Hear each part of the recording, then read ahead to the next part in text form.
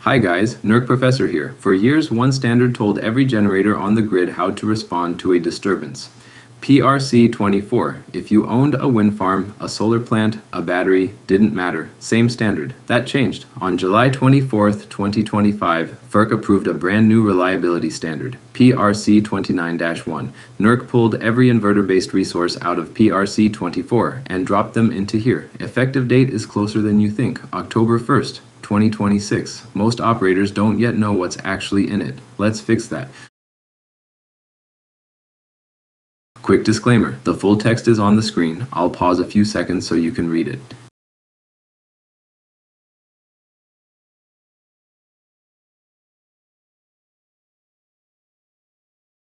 Here's the thing about inverter-based resources. The grid wasn't built around them. It was built around synchronous machines, big rotating turbines, coal, hydro, nuclear.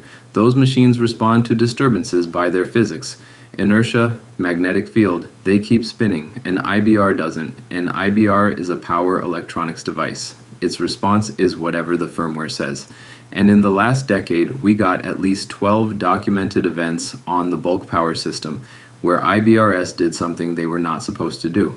A line fault clears. A synchronous generator stays online. Same fault, same disturbance, the solar plant trips, the wind farm trips, hundreds of megawatts gone in milliseconds. That's not safe, and FERC took notice.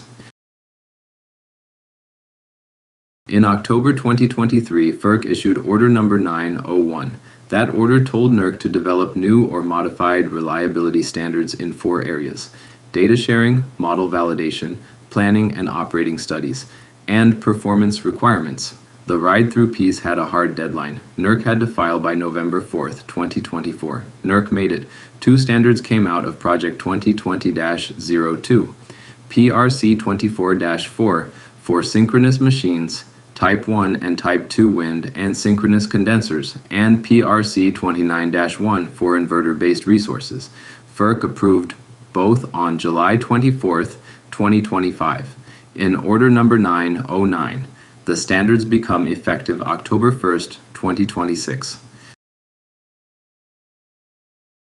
3 terms to lock down before we get into the requirements. First, inverter-based resource, IBR, that's wind, that's solar, that's battery storage, any plant that talks to the grid through power electronics.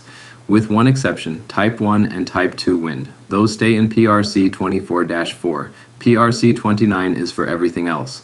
Second, ride-through. This is a brand new defined term in the NERC glossary. The plant remains connected and continues to operate through voltage or frequency system disturbances. Connected and operating, both.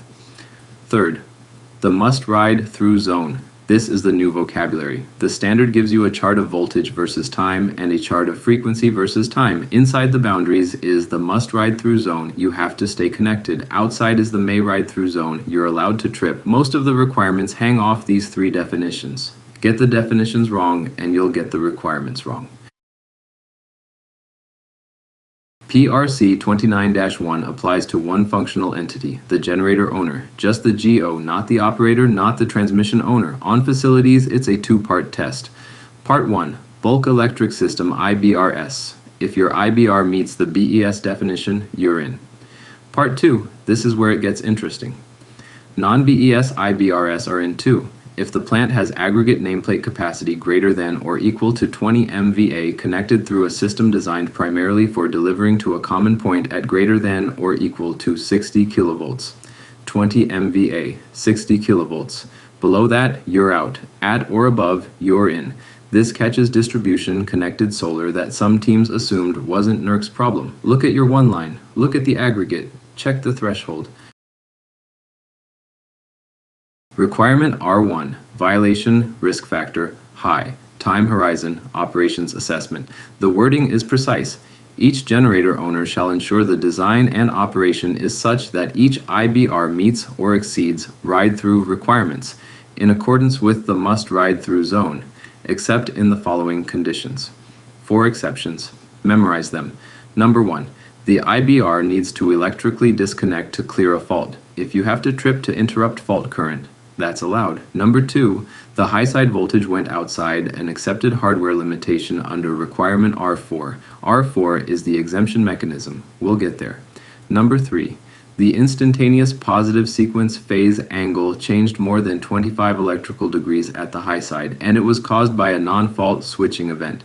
Phase jumps from line switching, not faults. Number 4. The volts per hertz at the high side exceeds 1.1 per unit for more than 45 seconds, or 1.18 per unit for more than 2 seconds. That's it. Those are the only times you're allowed to trip inside the must-ride-through zone. Everything else is a violation. Requirement R2, same high VRF, same operations assessment time horizon. R2 is where momentary cessation gets killed. Setup. Most IBR operators today let the inverter stop injecting current during a fault to protect itself. Then it comes back online once the disturbance clears. That's momentary cessation. Flip. Inside the must-ride-through zone, PRC-029-1 says you have to keep delivering. Real power, reactive power, voltage support, you do not get to stop. There are 3 operation regions inside the must-ride-through zone. Continuous, voltage between 0.90 and 1.05 per unit. You operate normally. Pre-disturbance, real power. Reactive power up to your limit. Mandatory. Voltage outside continuous, disturbance bad enough that you need to actively support the grid. You exchange current on the affected phases. Symmetrical or asymmetrical disturbance, either way. The default priority is reactive power unless your planning coordinator or transmission operator told you otherwise. Permissive. Voltage even deeper. You may operate in current blocking mode if necessary to avoid tripping, but the moment voltage starts coming back to the continuous region, you have to restart current exchange in 5 cycles or less. 5 cycles, not 5 seconds, and one more piece. Once voltage returns to the continuous region, you have 1 second to restore real power to its pre-disturbance or available level. Not 3, not 5, 1. This is the most aggressive performance requirement NERC has ever issued for generators.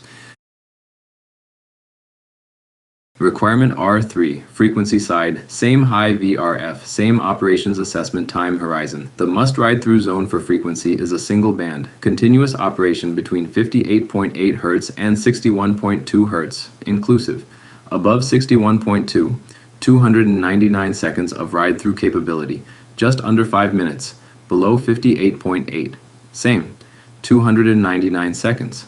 Above 61.8 or below 57.0, you may trip. Now here's the piece most people miss. Rate of change of frequency, ROCOF. R3 caps the IBR's ride-through obligation at a ROCOF magnitude of 5 Hz per second. If ROCOF exceeds 5 Hz per second, you don't have to ride through. If it stays at or below 5, you do, operationally. Severe I-landing events where ROCOF goes higher than 5, you're released. Normal large disturbances, you're not. Requirement R4, VRF lower, time horizon long-term planning. This is the relief valve, the situation NERC was solving. There are IBRs in service today that simply cannot do what R1 through R3 require. They weren't designed to. Their hardware is the limit. NERC's answer, if your IBR is in service by the effective date of the standard, you can request an exemption, but the bar is narrow. The limitation must be hardware, not software, not control settings. Hardware that would have to be physically replaced. The clock is tight.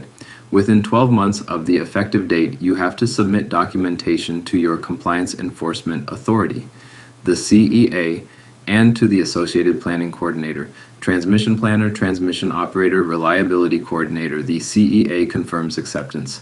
Once you replace the limiting hardware, the exemption ends. This is not grandfathering. This is a documented, accepted, time-bound exception with audit visibility. This is where most teams trip up. The standard has 2 timelines, not 1. Setup. You see October 1st, 2026. You assume 1 date. Flip. The implementation plan splits compliance into design and operation. Design is the capability. Can your IBR do this on paper? Equipment, settings, model. That's due by the effective date of the standard. Operation is the proof.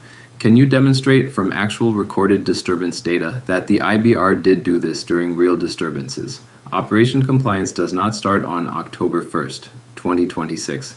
It starts when you have the disturbance monitoring equipment in place, and that's governed by a different standard, PRC-029-1, Disturbance Monitoring and Reporting Requirements for Inverter-Based Resources. You cannot operationally comply with R1 through R3 without PRC-28 in place. They're paired, and one more piece. If you're a non-BES IBR at or above the 20 MVA 60 kilovolt threshold, you get a separate window, the later of January 1st, 2027, or the effective date. 3 timelines in one standard. Track them separately. Here's the part NERC did not finish, or more accurately, the part FERC told them to keep going on. Order 909 approved PRC-029-1, but the same order directed NERC to come back with more. NERC opened Project 2025-05 to address those directives. What's coming? Clarifications on the R4 exemption process, tighter language around current blocking mode, coordination with the disturbance monitoring requirements in PRC-28, potentially new performance bands. There's no R5 in the standard today. That's deliberate. NERC is leaving room for what's next. If you're building or designing an IBR today for service after 2028, design beyond PRC-29-1. Don't build to the floor, build to where the floor is going. If this is your problem, 6 things to do right now. 1. Inventory your IBRs by location, by BES versus non-BES. Apply the 20 MVA and 60 kilovolt threshold separately. Track BES and non-BES timelines separately. 2. Pull your protection coordination studies and your control settings. Confirm where momentary cessation is enabled. That setting has to come out for any IBR inside the must-ride-through zone. 3. Map your hardware limitations now. If you think you'll need an R4 exemption, the 12-month documentation clock starts on the effective date. Don't be in month 9 without a package ready. 4. Talk to your transmission planner about priority modes. R2 defaults to reactive power priority. If your area needs real power priority, that has to come through the planning coordinator. Get the documentation now. 5. Check your PRC-28-1 disturbance monitoring program. If you don't have one yet, that's the gating item for operational compliance. 6. Keep a watch file on Project 20. 25-05. Whatever comes out of that will land before this standard finishes its first compliance cycle. Recap. PRC-29-1. The new ride-through standard for inverter-based resources, effective October 1st, 2026. Generator owner, 4 requirements. R4 is the exemption, design first, operation when monitoring catches up. Subscribe for more episodes on real NERC topics. Stay compliant.